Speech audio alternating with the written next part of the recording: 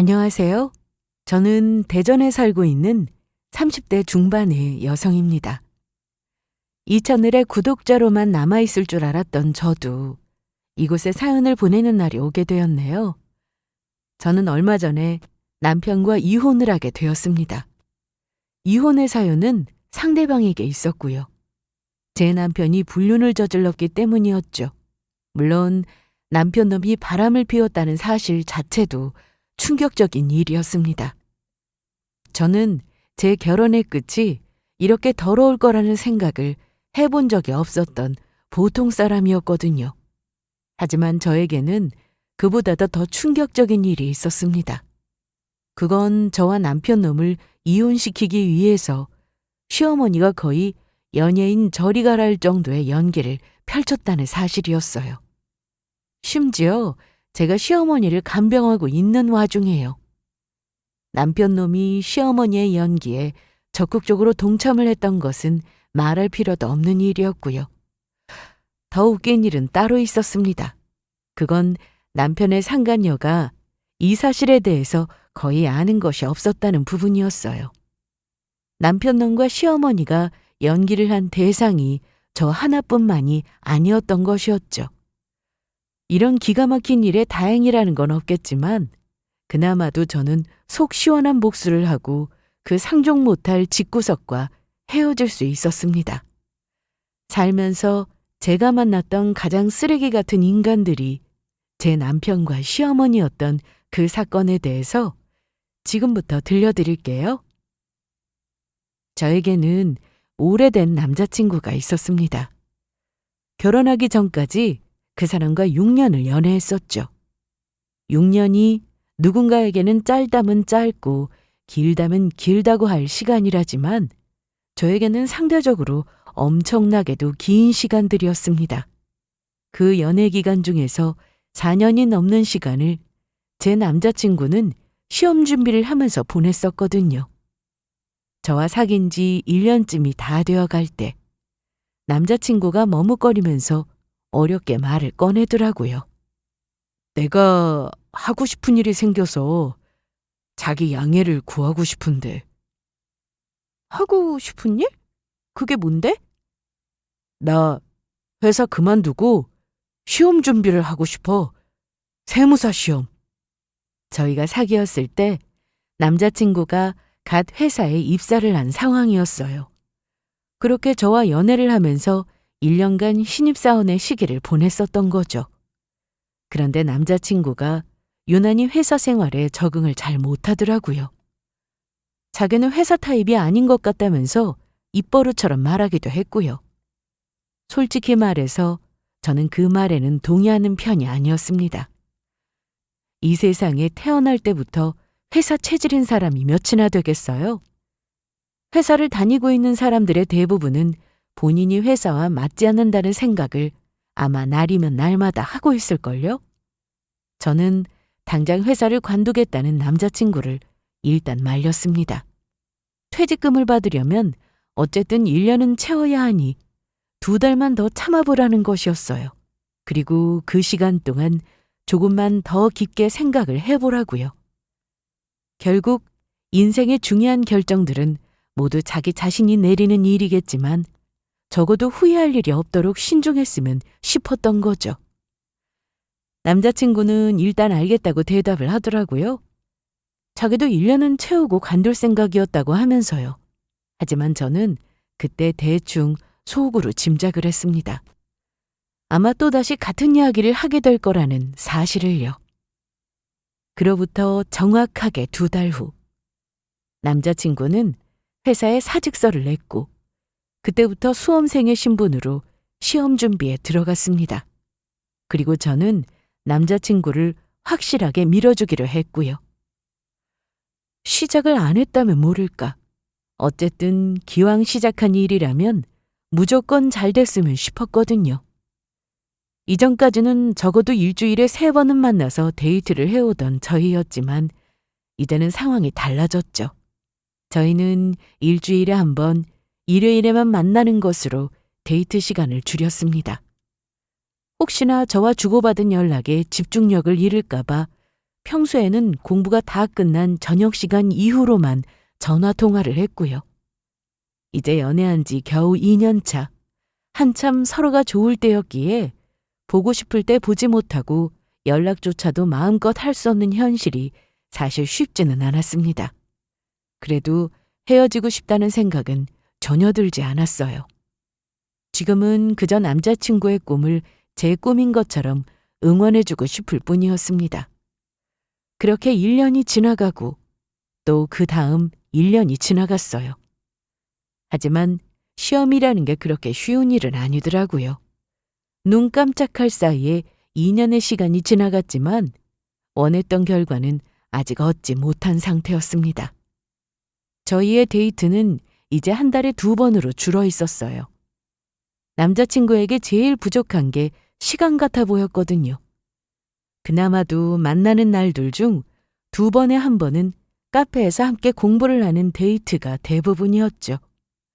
마음 편히 여행을 가는 것도 저희에게는 사치였습니다. 딱 1번.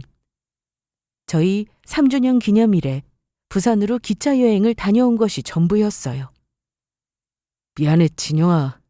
괜히 날 만나서 몇 년째 데이트 같은 데이트도 제대로 못 해보고 고생만 시키는 것 같네. 됐어. 재밌는 건 우리 1년차 때 많이 해봤잖아. 그래도 시계 안 보고 마음 편하게 놀기만 하는 데이트가 그립기는 하네. 내가 얼른 합격해야 할 텐데.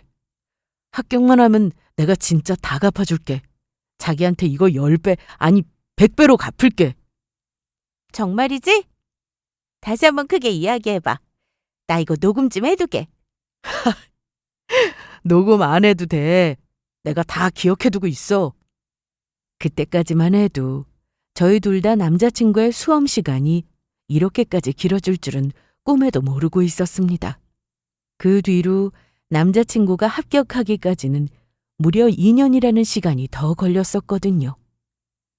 그 사이에 한참 사회생활을 하고 있던 저는 어느새 신입사원 시절에서 대리를 지나 과장 진급을 바라보고 있었습니다. 평범한 연애를 했던 제 친구들은 벌써 각자의 직장에서 자리를 잡고 하나둘씩 결혼을 하고 또 아기를 낳고 있었어요.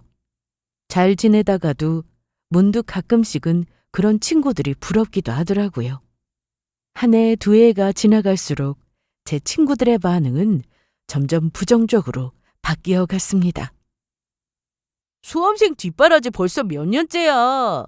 지겹지도 않아? 합격한다고 해도 문제야. 헌신하다가 헌신짝 된다는 말도 모르냐? 너 사람 일 아무도 모르는 거다.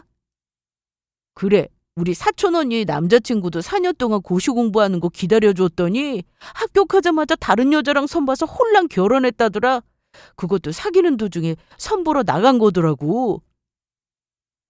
저는 처음 듣는 이야기는 아니었습니다. 주변에 생각보다 이런 케이스가 꽤 흔한 일이더라고요.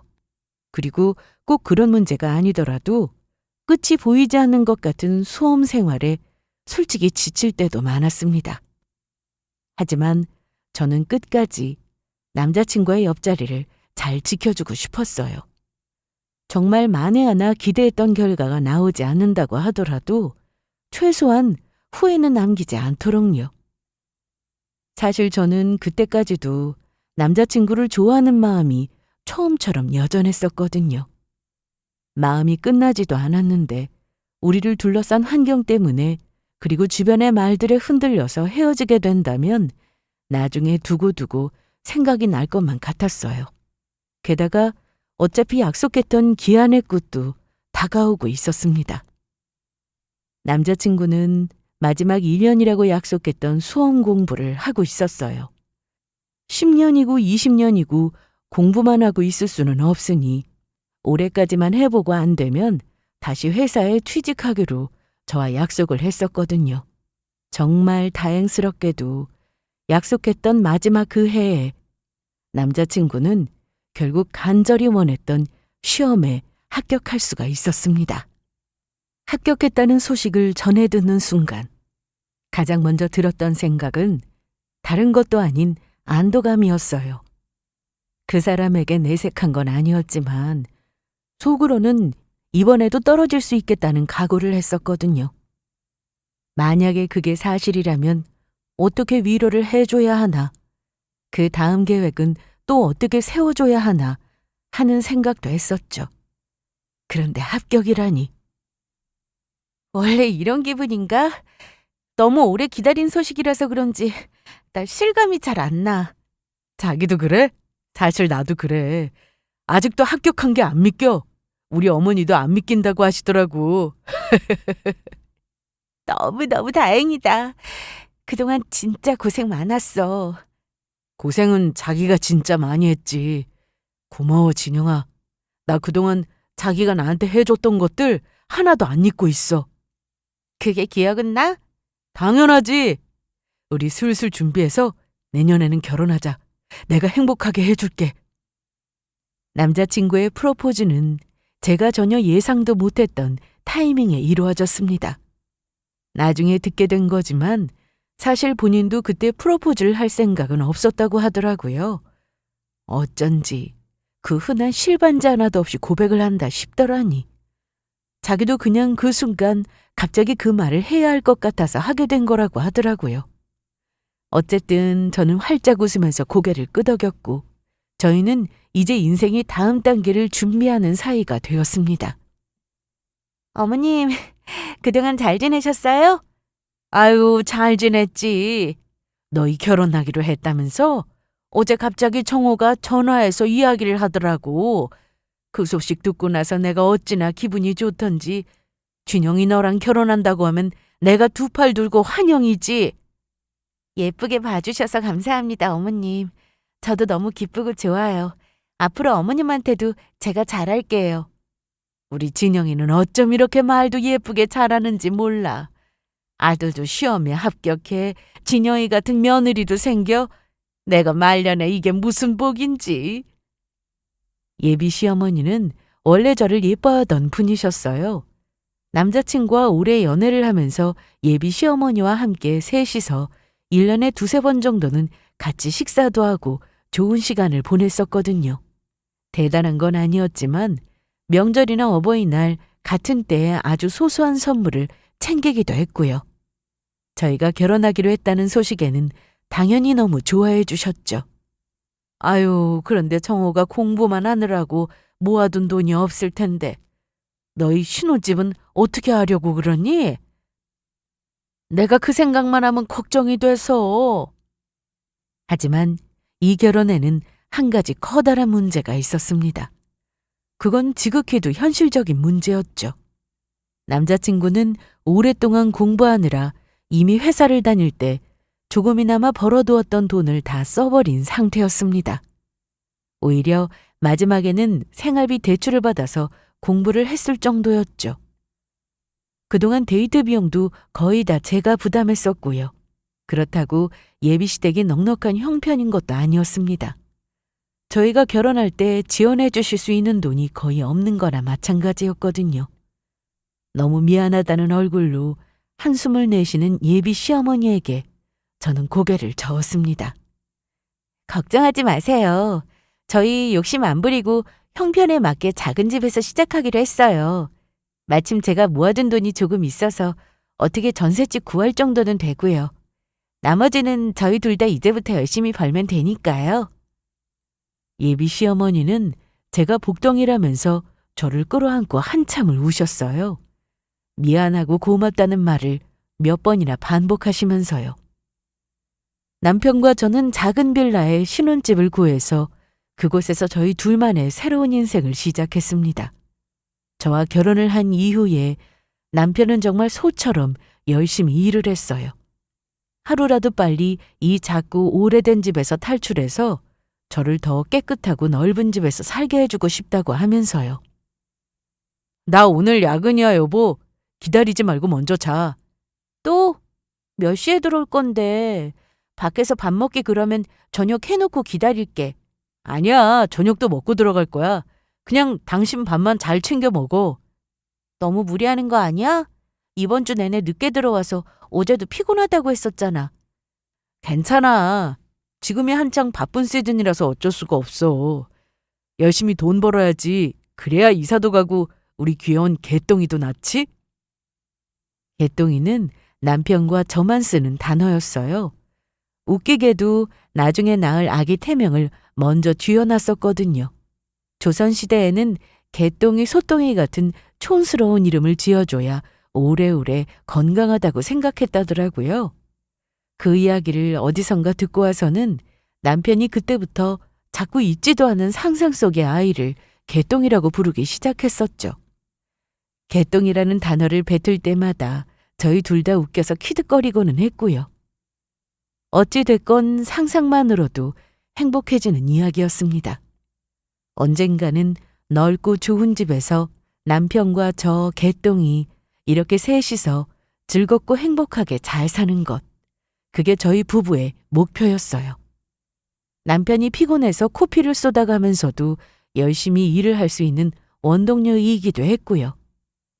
결혼한 지 3년이 지난 뒤에는 저희는 실제로 이사를 할 수 있었습니다. 너무 화려하고 좋은 집은 아니었지만 세 식구가 살기에 적당히 아늑하고 넓은 아파트로요. 이제 정말로 개똥이만 생기면 더 바랄 것이 없었죠. 저는 시어머니와도 잘 지냈습니다. 결혼하기 전에도 저를 너무 예뻐해 주셨고 결혼한 뒤에는 더 말할 것도 없었어요. 이제는 정말로 한 식구가 됐다면서 저를 당신 친딸처럼 예뻐해 주셨거든요. 원래 어른들이 자식을 챙길 때 제일 먼저 하시는 게 맛있는 걸 먹이는 거잖아요. 저희 시어머니가 딱 그런 분이셨어요.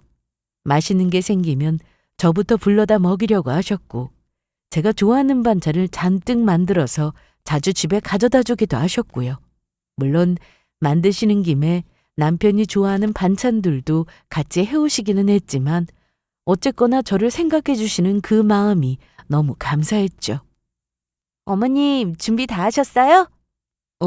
나 겉옷만 입으면 돼. 그런데 오늘은 어디로 간다고? 오늘은 어머님 좋아하시는 간장게장 맛집 찾아서 예약해놨어요. 그거 먹고 돌아오는 길에 오늘 장미축제 하는 곳이 있다고 하니까 거기 들렀다 오려고요. 어떠세요? 나야 너무 좋지. 그런데 모처럼 둘이 데이트하려고 하는데 눈치 없게 내가 끼는 거 아닌가 모르겠다. 아이, 무슨 말씀이세요? 저도 어머님이랑 같이 가는 덕분에 간장게장 먹는 건데요. 이 사람은 게장 별로 안 좋아하잖아요. 저희 오늘 거기 가서 엄청 많이 먹어요. 인터넷에 보니까 진짜 맛있는 집이라고 소문났더라고요. 저 역시도 시어머니께 잘하려고 노력했습니다. 주말이나 아무리 바빠도 격주마다 한 번씩은 꼭 시댁에 가서 시어머니를 모시고 근교로 나들이를 가고는 했어요. 휴가 때는 일부러 일정을 맞춰서 시어머니와 함께 셋이서 여행을 가기도 했고요. 시어머니를 모시면서 저는 15년 전에 돌아가셨던 저희 친정엄마 대신이라고 생각했어요. 엄마가 살아계셨다면 저랑 이렇게 나들이도 다니고 맛집도 찾아다니고 철마다 쇼핑도 함께하면서 지냈을 것 같았거든요. 시어머니와는 그렇게 참 잘 지냈습니다. 일하느라 바쁜 남편을 대신해서 저 혼자 시댁에 찾아간 적도 많았고요. 제가 언제 가더라도 시어머니는 저를 반겨주셨죠. 그런데 그랬던 저희 사이가 멀어지기 시작한 것은 결혼한 지 3년이 지날 무렵부터였습니다. 남편은 아무리 생각해도 시어머니와 제 사이가 멀어진 이유를 모르겠다는데 제 눈에는 이유가 너무나 명확했어요. 그건 바로 아이 문제 때문이었습니다. 아무리 노력을 해도 저희 부부는 임신이 되지 않았거든요.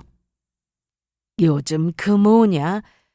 결혼한 사람들 사이에서 돈이 많이 드네 어쩌네 하면서 아기 안 낳는 게 유행이라던데. 설마 너희도 일부러 애를 안 낳는 건 아니겠지? 딩크요? 아니에요, 어머니. 무슨 말씀이세요? 그럼 착종하고 안 낳는 것도 아닌데 너희들은 왜 이렇게 좋은 소식이 없어? 너희들 다 혹시 어디 몸에 문제라도 있는 거 아니니? 저희 아무 문제 없다니까요. 그렇게 재촉하신다고 될 일도 아니고 그럴수록 오히려 더 스트레스 받아서 임신에는 안 좋대요. 저희도 노력하고 있으니까 그냥 좀 기다려 주세요. 글쎄 그걸 대체 언제까지 기다려야 하냐고. 너희 기다리다가 이 애미 숨 넘어가겠구나. 나 무덤에 묻히고 나서야 손주 구경 시켜줄 생각이냐? 아휴, 어머니, 무슨 그런 말씀을 하세요. 어떤 사람과의 사이가 친해진다는 것은 그만큼 서로 간의 격의가 없어졌다는 뜻이기도 했어요. 장단점이 뚜렷한 일이었죠. 저와 시어머니의 사이가 평범한 고부 사이보다 더 가까워진 만큼 시어머니도 저에게 솔직하고 편하게 말씀을 하시는 편이었습니다.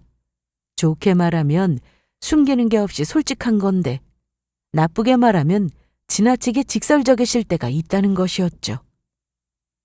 정말 아니지? 아무리 시대가 바뀌었다고 해도 결혼을 했으면서 애를 안 낳는다는 건 있을 수가 없는 일이다. 옛날 같았으면 애 못 낳으면 소방 맞아도 할 말이 없는 일이야. 네? 정말 아니에요. 내일은 나랑 저기 옆 동네 한의원에 좀 같이 가보자. 갑자기 한의원이요? 어머님 어디 편찮으세요? 다 늙어서 내가 새삼스럽게 더 편찮을 일이 뭐가 있어. 내가 아니라 너 말이다. 내가 알아보니까 거기 불임인 사람들 사이에서 유명한 곳이라더라. 죄다 가서 한약 몇 첩 쥐어 먹더니 바로 좋은 소식 들렸다는 소문이 파다해. 아이 참 어머니도 이 사람 면전에다 대고 불임이다 뭐예요. 결혼한 지 3년이 넘었으면 아직도 애 소식 없으면 그게 불임이지 뭐냐.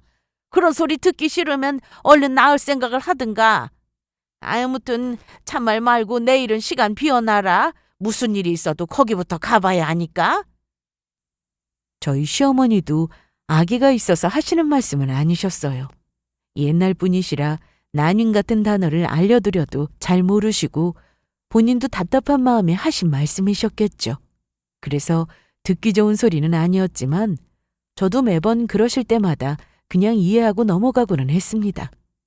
하지만 그런 말씀을 하시는 걸 들을 때마다 저도 사람인지라 제 기분이 좋지 않은 것까지는 어떻게 할 수가 없더라고요. 그렇다고 저희 부부가 손만 놓고 있었던 것도 아니었습니다. 아이가 생기지 않아서 제일 스트레스를 받고 있는 건 다름 아닌 저희였으니까요. 남들은 결혼해서 때가 되면 척척 잘만 생기는 것 같아 보이던 아이가 저희에게는 왜 그렇게도 어려운 일이었는지, 심지어 아이를 원하지 않은 사람들이 사고처럼 임신을 하기도 하고 이렇게나 아이를 바라는 사람들은 오히려 난임인 걸 보면 하늘이 다 원망스럽더라고요. 시어머니의 재촉과 성화에 못 이겨 한의원에 끌려다니고 임신에 좋다는 것들은 다 해보던 어느 날 저희는 난임병원에서 상담을 거친 끝에 시험관을 하기로 결정했습니다. 하지만 그 시험관이라는 것도 쉬운 일이 아니더라고요. 좀 어때? 괜찮아? 많이 아프지? 따끔하네. 그것보다 배에 멍이 너무 많이 들었어. 아이고, 그러네. 당신 배에 멀쩡한 데가 없네. 괜히 고생시켜서 미안해. 아니야.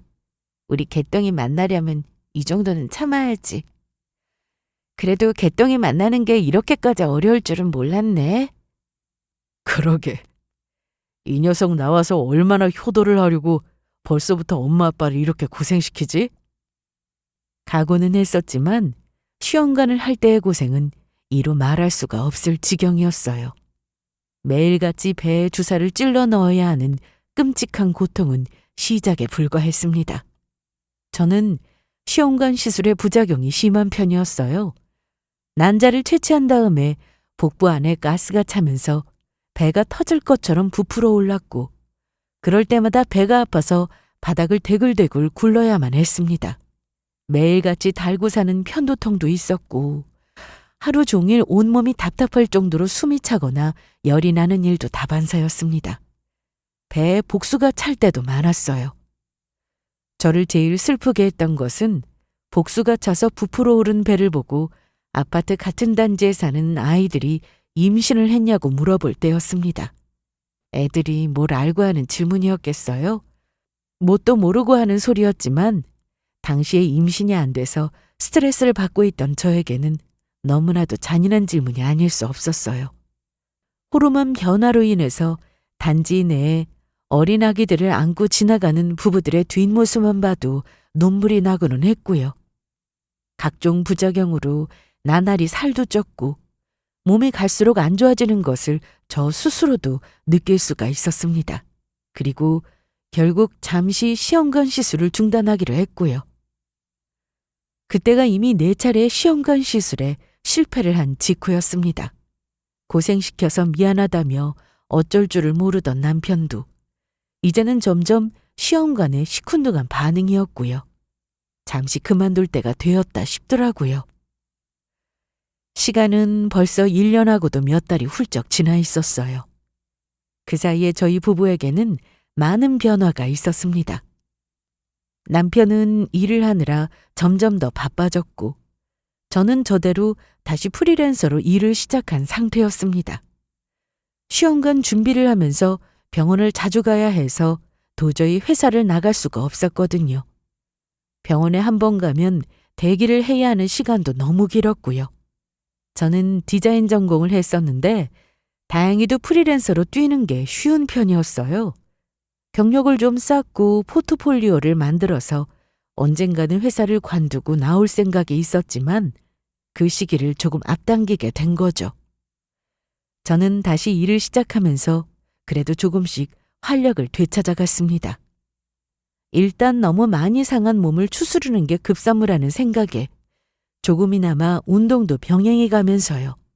시험관 시술로 인해서 짧은 기간 안에 살도 15kg나 불어난 상태라 온몸의 관절이 다 아픈 지경이었습니다. 다이어트도 해야 했었죠. 그런데 제 몸을 다 추스르기도 전에 저는 병원으로 향하게 되었습니다. 제가 아니라 갑작스럽게 시어머니가 아프시는 바람에 제가 간병을 하게 되었거든요. 아가, 괜히 나 때문에 네가 고생이 많구나. 고생은요. 저는 괜찮으니까 어머님 얼른 나으실 생각만 하세요. 날도 더운데 매일 왔다 갔다 하는 거 힘들 텐데. 아니에요. 병원에는 에어컨이 잘 나와서 집보다 더 시원한데요. 시어머니의 병은 뇌경색, 후유증이었습니다. 친구분들과 밖에 놀러 나갔다가 갑자기 뇌경색이 오는 바람에 길에서 쓰러졌다고 하더라고요. 다행히 이송할 수 있는 대학병원이 바로 근처에 있었고 옆에 계시던 친구분들도 바로 상태를 알아보셔서 골든타임 안에 치료를 받을 수가 있으셨어요. 원래 고혈압이 좀 심하게 있으시긴 했는데 이렇게 순식간에 일이 벌어질 줄은 저희도 몰랐었죠. 아주 경미하게 지나간 뇌경색이라 처치도 잘 받으시고 뇌 쪽에 다른 이상도 없는 걸 확인했지만 문제는 다른 후유증이었습니다. 우려했던 정신적인 부분이나 언어적인 부분은 전혀 문제가 없었지만 편측 마비가 왔다고 하더라고요. 하필이면 그게 또 오른쪽 팔과 오른쪽 다리에 오는 바람에 장기간 재활에 들어가야만 했습니다. 대학병원에서 한동안 고비를 넘긴 후에 저희는 시어머니를 재활 전문 병원으로 옮겨서 치료를 하기 시작했습니다. 너 아니면 어쩔 뻔했니? 고맙다. 그런 말씀 마시고요. 조금 있다가 그이도 퇴근하고 온다니까 어머님 필요하신 거 있으시면 말씀하세요. 올 때 가지고 오라고 할게요. 저는 아예 노트북을 가지고 와서 시어머니의 병실에서 간병을 하면서 그곳에서 일을 했습니다. 시어머니는 혼자서는 거동은 물론이고 화장실도 식사도 불편하신 상태였어요. 24시간 간병인이 붙어 있어야만 했는데 낮 시간에는 제가 간병을 하고 저녁에는 전문 간병사를 쓰기로 했고요. 그래도 다른 사람보다는 그나마 며느리인 제가 있는 게 조금 더 마음이 편하실 것 같아서요. 친구들은 힘들지 않냐고 왜 고생을 사서 하냐는 소리를 했는데 사실 거기에는 이유가 있었습니다. 예전에 저희 친정엄마도 뇌경색에 오시는 바람에 돌아가셨었거든요. 시어머니와 달랐던 건 그 당시에 주변에 아무도 없었고 그래서 병원으로 이송하기까지 시간이 너무 오래 걸렸다는 점이었죠. 그때 엄마 곁에 제가 없었던 게 두고두고 한이 되더라고요. 연세가 있으셔서 그런지 시어머니는 회복이 많이 느린 편이었어요. 물론 보통 사람들도 뇌경색 후유증에 재활치료가 쉽지는 않았겠지만 시어머니는 유독 회복이 더디다고 하더라고요. 거기다 시어머니가 노인치고는 살집도 있고 체구가 크신 편이었거든요. 제가 화장실로 부축해서 옮겨드릴 때마다 땀이 비 오듯이 쏟아졌습니다. 하루에도 몇 번씩 그걸 반복해야 했고요. 입원 초기에는 소변줄을 끼우기도 했는데 불편하고 싫다고 하셔서 얼마 가지 않아서 제거했고요. 머리도 감겨드리고 가끔씩은 목욕도 시켜드려야 했는데 그런 날은 집에 가서 저도 기절하고 뻗어서 잘 만큼 피곤하더라고요. 시간은 쏜살같이 흐르고 있었습니다. 그 상태로 벌써 5개월이 지나고 있었어요. 처음에 예상보다 훨씬 더 병원에 오래 있게 되었던 거죠. 그나마 이제는 거동도 많이 좋아지시고 특히나 오른손 쪽 마비가 눈에 띄게 좋아지셔서 한두 달쯤 뒤에는 퇴원을 해도 괜찮으실 것 같다고 하더라고요. 저도 그 오랜 시간 동안 간병을 하느라 솔직히 힘들었던 것은 사실이었어요. 남편은 무슨 일이 그렇게 바쁜지 매일같이 야근을 하고 주말에도 출근을 하느라 병원에 오는 일이 정말 드물었고요. 간병은 거의 제 차지였습니다. 하지만 그 와중에 장점도 있었어요. 시어머니가 그동안 저에게 아이 문제로 닥달을 했던 게 미안하셨는지 그 이후로는 아이 이야기를 입 밖에도 안 꺼내시더라고요. 그것만 해도 저한테는 다행이다 싶었죠. 매일같이 얼굴을 보고 있는데 그 문제로까지 부딪히면 정말 힘들었을 것 같았거든요. 그런데 최근 들어 저를 힘들게 하는 문제는 따로 있었습니다. 그건 요즘 들어 부쩍 심해진 시어머니의 짜증이었어요. 물이 차갑다니까. 어머, 많이 차가우세요? 온수 많이 틀었는데. 물이 얼음장이잖아. 누구 감기 걸리게 해서 죽을 일이니? 죄송해요. 잠시만요. 금방 물 데워드릴게요. 평소 같은 온도로 머리를 감겨드려도 물이 차갑다고 화를 내시고 어떨 때는 또 너무 뜨겁다고 화를 내시더라고요. 춥다고 하셔서 잘 때 따뜻한 수건을 목에 둘러드렸더니 누구 숨 막히게 해서 죽일 일 있냐고 짜증을 내시고요. 어머님 좋아하시는 붕어빵 사왔어요. 또 그놈의 붕어빵이냐? 이제는 판 냄새만 맡아도 아주 질려 죽겠다. 뭘 하나 맛있다고 했더니 허구한 날 그것만 사오지. 늙은 입맛에는 아무거나 사다 먹여도 된다는 거야 뭐야. 아이, 저리 치워라.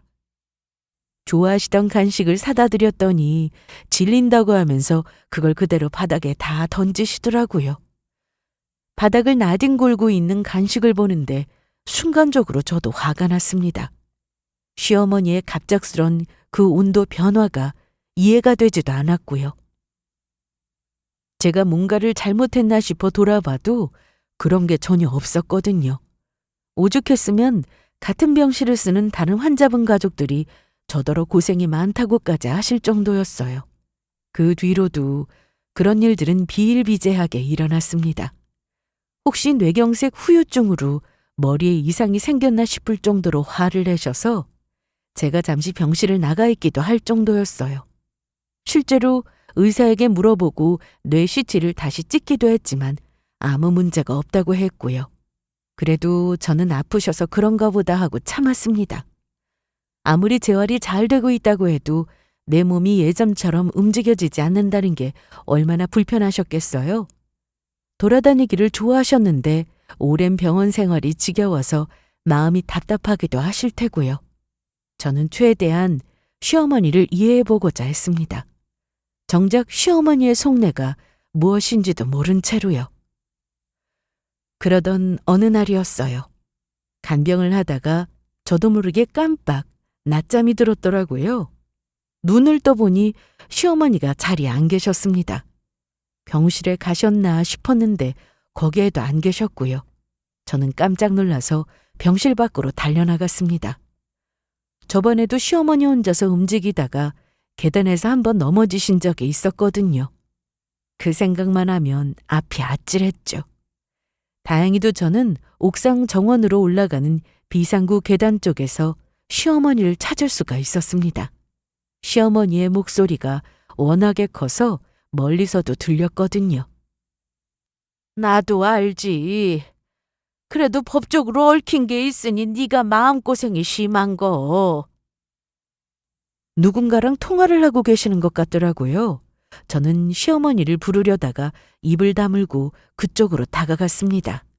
그런데 정호가 이제 곧 이혼한다고 할 거니까 조금만 더 참아주렴. 정호가 이야기 안 꺼내더라도 아마 며느리가 먼저 이혼하자고 할 거다.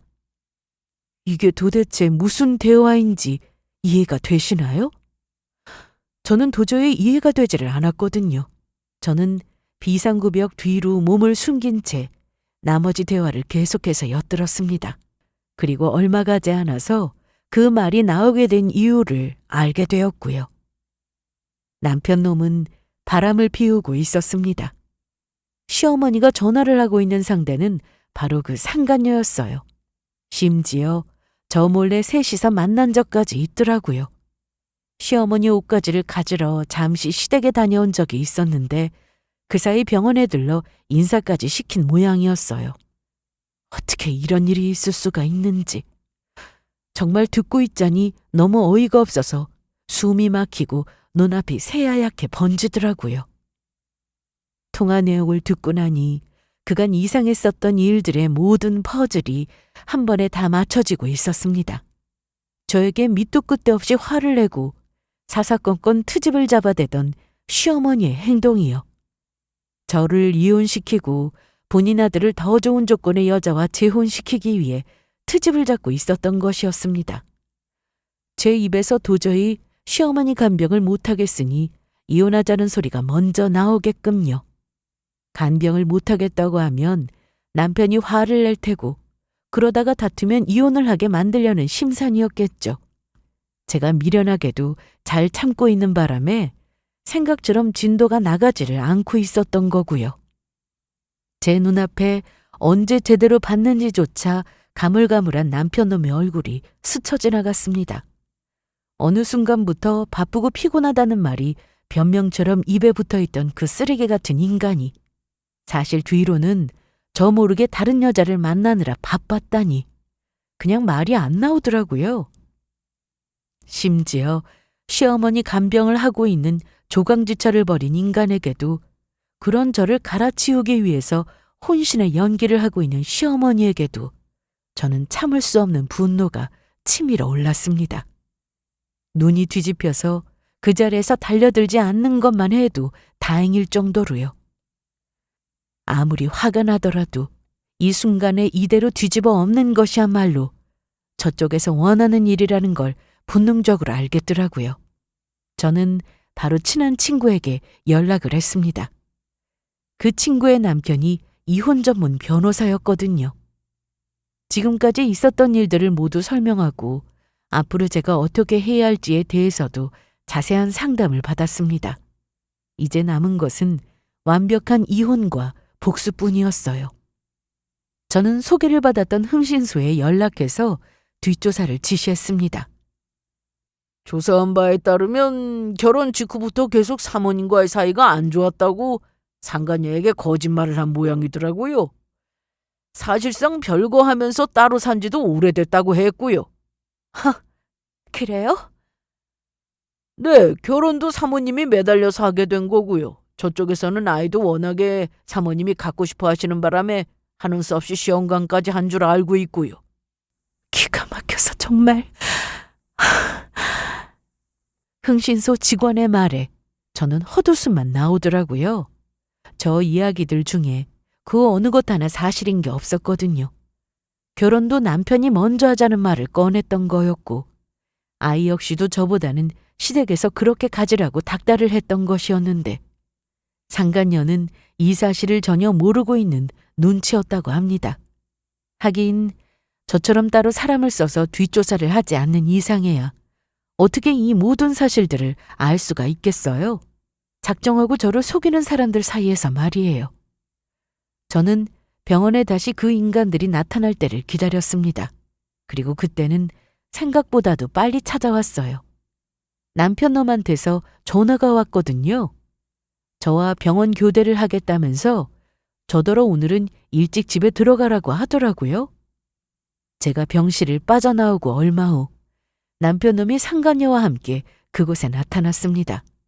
얼마나 즐거운 이야기들을 나누고 있는지 병실 밖으로 새어나오는 웃음소리가 아주 복도에 쩌렁쩌렁할 정도였어요.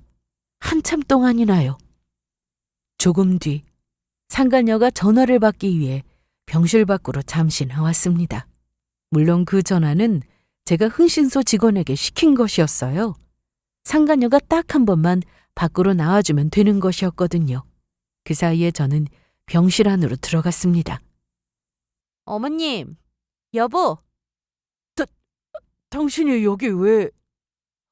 너 왜 다시 왔니? 저를 본 두 사람은 아주 기겁을 했습니다. 마치 저승사자라도 본 사람들처럼요. 저는 태연하게 웃으면서 대답했어요. 제가 여기 노트북을 두고 가서요. 정신이 없어서 깜빡깜빡 하는 거 있죠? 당신 생각보다 일찍 왔네? 얼른 집에 가. 피곤할 텐데. 남편은 소파 위에 있던 제 노트북을 얼른 집어들어서 제품에 안겨주고는 제 등을 떠밀었습니다. 병실 밖으로 얼른 내보내기 위해서였죠. 시어머니도 사색이 된 얼굴로 다급하게 고개를 끄덕였고요. 하지만 거기서 나갈 제가 아니었습니다. 저는 저를 떠밀고 있는 남편의 손을 풀어서 팔짱을 끼고는 말했습니다. 아니야, 오랜만에 당신이랑 같이 있으니까 좋은데? 여기 좀 더 있다가 가야겠다.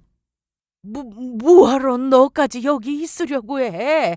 정신 사납게. 얼른 가라니까. 당황한 시어머니가 급기야 거의 소리를 버럭 지르더라고요. 눈으로는 연신 병실 문 쪽을 살피면서요.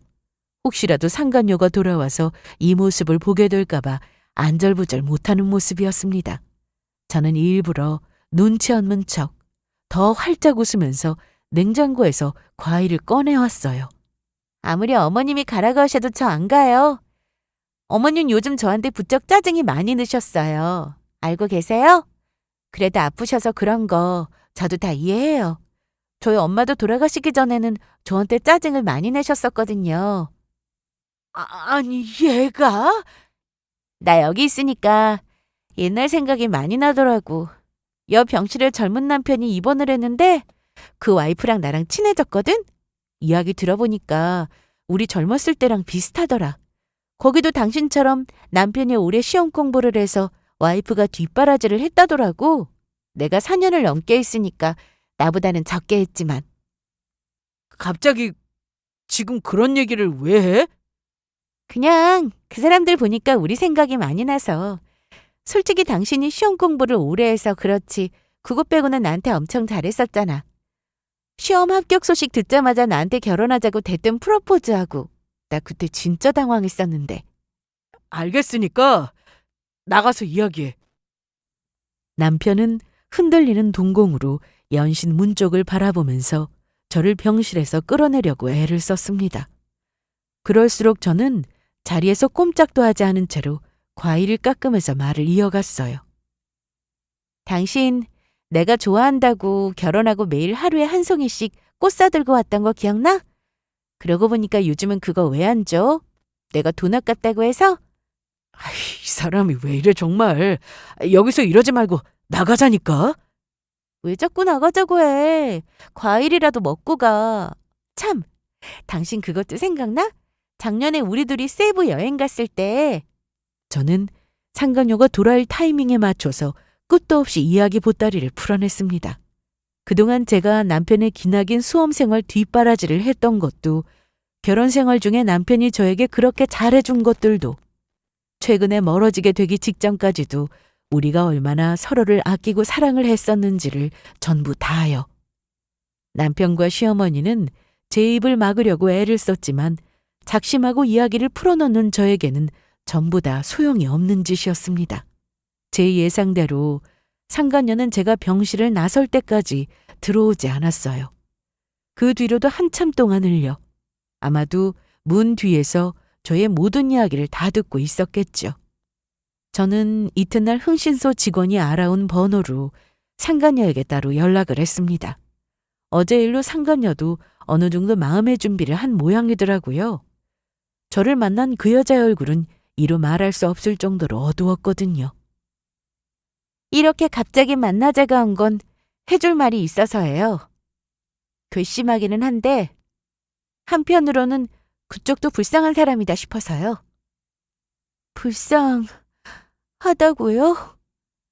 어제 우리 이야기는 대충 들었을 테고 윤종호 그 인간이 어디서부터 어디까지 약을 치면서 거짓말을 했는지는 모르겠는데 상간녀 타이틀을 달더라도 알 건 알고 해야 좀 덜 억울하지 않겠어요? 저는 미리 준비했던 증거 사진들을 다 보여주었습니다. 우리가 왜 시험관까지 하게 됐는지, 그동안 시어머니가 애를 낳으라며 닥달을 해댔던 증거들이 그 속에 고스란히 담겨 있었어요. 그리고 저를 내쫓기 위해서 병소발을 들고 있던 저에게 어떤 만행을 저질렀는지도요. 시어머니가 하루에도 몇 통씩 보내던 문자를 확인한 상간녀는 기겁을 하면서 사진을 내려놓더라고요. 그거 말고도 윤정호가 거짓말한 게 한둘이 아닌 거 지금쯤은 눈치채지 않았어요? 우리가 별거를 했다는 헛소리도 한 모양이던데. 쥐엄마 병수발하느라 집에 잘 못 들어간 걸 요즘은 별거라고 하나? 지금도 그 집에 살고 있다고요? 돈도 잘 벌고 능력도 좋은 모양이던데 그쪽도 사람 사서 좀 알아보고 해요. 상간녀 리스크 감소하고 재혼을 할 거면 그 정도 뒷조사는 해봐야 하지 않겠어요? 그러자 상간녀는 새빨개진 얼굴로 더듬더듬 저에게 질문을 하기 시작했습니다.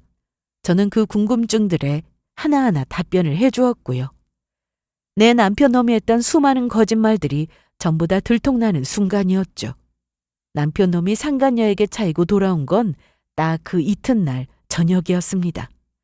제 생각보다도 진도가 훨씬 빠르더라고요. 여보, 잘못했어. 나 그 여자 정리했어. 정말이야. 왜? 너랑 안 만나준다고 하든? 거짓말을 너무 많이 해서 못 만나겠대? 그런 게 아니라 아무튼 내가 다 잘못했다고. 한 번만 용서해줘. 어? 내가 잠시 정신이 나가서 한눈을 팔았던 거야. 나 당신 없으면 못 살아. 아니야. 정신은 내가 나갔었지. 애초에 너 같은 거랑 결혼이라는 걸 해서는 안 되는 거였는데 내가 사람 보는 눈이 그렇게 없었더라고. 춘영아, 제발. 내가 어떻게 할까? 나 당신 말 잘 듣잖아. 내가 당신 하라는 거 다 할게. 당신 기분 풀릴 때까지 내가 빌까? 어? 아니면 우리 어디 좋은 곳으로 여행이라도 갈래? 남편 놈은 제 앞에서 무릎까지 꿇고서 싹싹 빌기 시작했습니다. 저는 코웃음을 치면서 그 인간의 눈앞에 서류를 내밀었어요. 내가 하라는 거 다 한다고 했지? 그럼 여기 도장이나 찍어. 이게 뭐야? 이혼하자고? 미쳤어? 진짜 진심이야? 이 꼴을 보고도 이혼 안 하는 게 미친 거 아닐까? 도장 찍고 빠르게 끝내자. 어차피 네가 도장 안 찍어도 우리는 이혼하게 되어 있어. 어쩜 그렇게 예상을 한치도 벗어나지 않는지 남편 놈은 기겁을 하면서 이혼을 거부했습니다. 어차피 그것까지도 다 저의 예상 안에 있던 행동들이었어요. 저는 곧바로 협의 이혼 대신 이혼 소송으로 넘어갔어요. 애초에 친구 남편이 소송으로 가게 될 거라고 언지를 해주기도 했었고요. 저는 미리 수집해두었던 외도의 증거들을 모두 법정에 제출했습니다. 제가 승소한 것은 당연했고요. 저는 위자료를 받고 재산 분할을 한 뒤에 이혼을 했습니다. 연애 시절부터 그 긴 시간들을 고작 서류 한 장으로 정리하고 나니 참 많은 생각이 들더라고요. 한편으로는 아이가 없어서 천만다행이라는 생각도요. 사실 배우자의 외도로 인해서 이혼을 하게 되는 부부가 넘쳐나는 세상이잖아요. 제 주변에도 벌써 두 손가락으로 꼽을 정도로 많은 케이스가 있고요. 그 사람들의 사연을 들을 때마다 제가 항상 궁금했던 부분이 있었습니다. 부부라는 건 한 집에서 한 입을 덮고 사는 나와 제일 가까운 사람인 건데, 과연 그런 사람에게 자신이 다른 사람을 만나고 있다는 사실을 완벽하게 숨길 수가 있는 걸까 하는 의문이었죠. 결론부터 말씀드리자면, 네, 그게 가능한 일이더라고요. 물론 어느 시기가 오기 전까지는요. 저도 저희 남편 놈이 바람을 피울 거라는 생각은 꿈에서도 해본 적이 없는 사람이었습니다. 이건 단순히 서로가 서로를 좋아하고 있다 아니다의 문제가 아니었습니다. 길고 긴 인생을 살면서 상대방을 좋아하는 마음이 차츰 퇴색할 수는 있을 거라고는 생각했어요. 하지만 뭐가 됐건 부부로 같이 살기로 일단 약속을 했다면 적어도 결혼 생활을 유지하는 동안에는 상대방을 배신하는 행위는 하지 않을 거라고 믿었거든요. 저는 그랬습니다. 제가 그렇다고 해서 제 남편 놈도 그럴 거라고 믿었던 게 저의 실수였지만요. 저는 이제 자유의 몸이 되었습니다. 오랜 시간 다른 누군가를 사랑한다는 이유만으로 제가 아닌 남을 위한 시간들을 보냈었죠. 이제는 남편도 시어머니도 그 누구도 아닌 온전히 저만을 위한 인생을 살아보려고요. 감사합니다.